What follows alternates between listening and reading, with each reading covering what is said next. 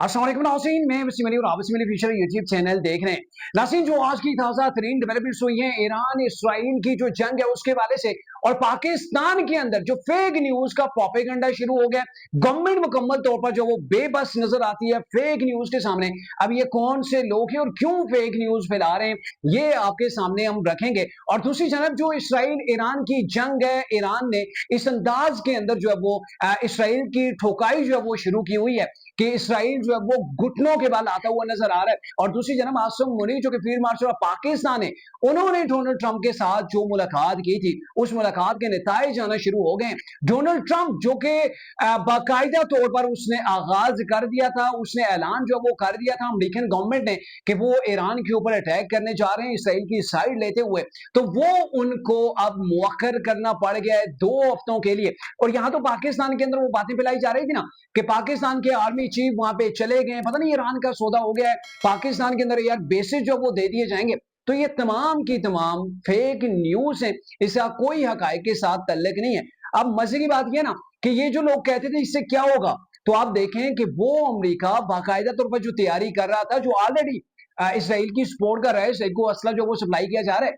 वो अमेरिका जो कि ईरान के ऊपर अब बाकायदा अटैक करने जा रहा था। धमकियां जो वो ईरान को दी जा रही थी, जो ईरानी सुप्रीम लीडर को कत्ल की धमकियां जो वो मिल रही थी, जब ये सारी चीजें हो रही थी, आर्मी चीफ के साथ एक मुलाकात के बाद तमाम चीजें इस अंदाज के अंदर आगे बढ़ी कि फौरी तौर पर डोनाल्ड ट्रंप की तरफ से एक स्टेटमेंट आ गई कि हम 2 हफ्तों के लिए जो डिसाइड करने जा रहे थे ना फैसला कि हमने ईरान के ऊपर अटैक करना है या नहीं, अब हमने अगले 2 हफ्तों तक डिले करना है, 2 हफ्तों के बाद जाके इसके ऊपर फैसला करेंगे। उधर अगर यूरोपीय जो ममालिक है उनको भी देखा जाए तो वो भी इस चीज के खवा नहीं है, वो डोनाल्ड ट्रंप के हक के अंदर भी नहीं है कि अमेरिका जो है वो कूद जाए इस जंग के अंदर और ईरान के ऊपर अटैक करे। पहले तो फ्रांसीसी सदर जो है उन्होंने जो है वो अमेरिका को या डोनाल्ड ट्रंप को जो है वो उन्होंने आगाह किया था, मैक्रोन ने, कि अब अगर अमेरिका इस जंग के अंदर कूदता है तो इसके खतरनाक किस्म के नताइज मिलेंगे और ये जंग पूरी दुनिया को अपनी लपेट के अंदर ले सकती है। लेकिन अब बरतानवी गवर्नमेंट भी सामने आ गई है, उन्होंने भी डोनाल्ड ट्रंप को ये बात कन्वे कर दी है कि हमारा इस जंग के अंदर जाना ये कोई ठीक अमल नहीं होगा, इससे मजीद मामला जो है वो बिगड़ सकते हैं, दुरुस्त नहीं होंगे। तो यानी कि अभी डोनाल्ड ट्रंप को अगर वो ईरान के खिलाफ कार्रवाई करता है, इसराइल का साथ देता है, तो उसकी वजह से उसको पूरी यूरोपियन जो कंट्रीज हैं वो भी डोनाल्ड ट्रंप को साथ जो वो नहीं देगी। अब मजे की बात अगर आपको बताएं तो अभी जो यूरोपीय यूनियन है ना, यूरोपीय ममालिक है,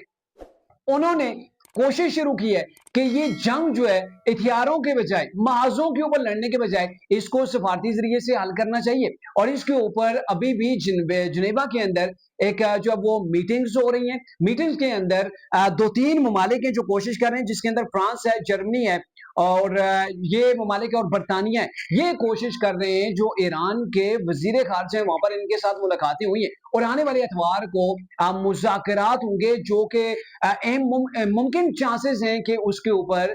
ईरान और इसराइल जो है वो जंग बंदी भी करा दी जाए या कोई ऐसे लेवल के ऊपर हालात पहुंच जाएं कि जंग बंदी की तरफ जो है वो जा सकते हैं। अब आपको पता है कि डोनाल्ड ट्रंप ऐसी शख्सियत है, अमेरिका ऐसी शख्सियत है, वो क्रेडिट लेना चाहता है चाहे किसी मुल्क की उसने जंग बंद की हो। अभी आप देखें ना पाकिस्तान इंडिया का उसने जो वो सालसी करवाई, तो उस सालसी को लगभग कोई 20 बार डोनाल्ड ट्रंप गिन रहा है, गिन चुका है, उसको अपना क्रेडिट के तौर पर जो वो इस्तेमाल करने की कोशिश कर रहा है। अब वो डोनाल्ड ट्रंप कैसे ये कर सकता है कि ये जो ईरान इसराइल की जंग है ये रुकवाए भी ना, या फिर इसके अंदर जो वो अपना अमल दखल भी इसका दुनिया के सामने ना आए, तो ये मुमकिन नहीं। और इसके लिए आर्मी चीफ ऑफ पाकिस्तान जो उनके साथ उनकी मुलाकात हुई थी, में भी इनको इस्तेमाल किया जाए, इनको कहा जाए कि आपके ईरान के साथ ताल्लुकात हैं, दूसरा ईरान पाकिस्तान के मफादात भी कहीं तक मुश्तरक हैं, दोनों की सरहदें आपस में मिली हुई हैं, दोनों मुस्लिम ममालिक हैं और पाकिस्तान का ईरान के अंदर अहम रोल है। तो मुझे ये लग रहा है कि डोनाल्ड ट्रंप ने टारगेट दिया होगा कि आप ईरान के साथ बात करें,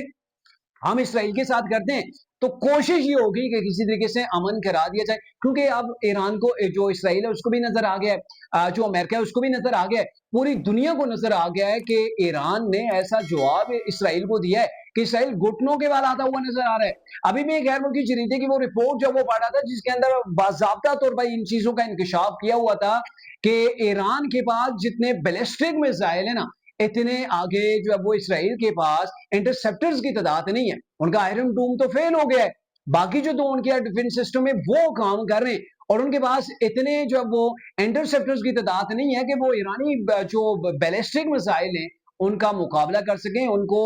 खला के अंदर यानी कि फिजाओं के अंदर ही डिस्ट्रॉयड कर सकें। तो अब आने वाले दिन इसराइल के लिए काफी मुश्किल हो सकते हैं। और आज दिन को भी जिस अंदाज के अंदर ईरान ने इसराइल के ऊपर कार्रवाई की है, इसराइल जो है वो अगर आप देखें गजा का नक्शा देखें मौजूदा और एक तरफ इसराइल का आप देखें, आप पहचान नहीं कर पाएंगे कि गजा कौन सा है, इसराइल कौन सा है। यानी कि बड़े दबंग अंदाज के अंदर, बड़ी जुर्रतमंदाना अंदाज के अंदर ईरान ने अपना डिफेंस किया है और डिफेंस इस अंदाज के अंदर किया है कि बोलती बंद करके रख दी है सर इसराइल की। और ईरान ने यह वाज़ेह तौर पर भी पूरी दुनिया को बता दिया है कि जब तक इसराइल ईरान के ऊपर हमले बंद नहीं करेगा तब तक जो वो किसी किस्म के कोई मुज़ाकरात नहीं होंगे।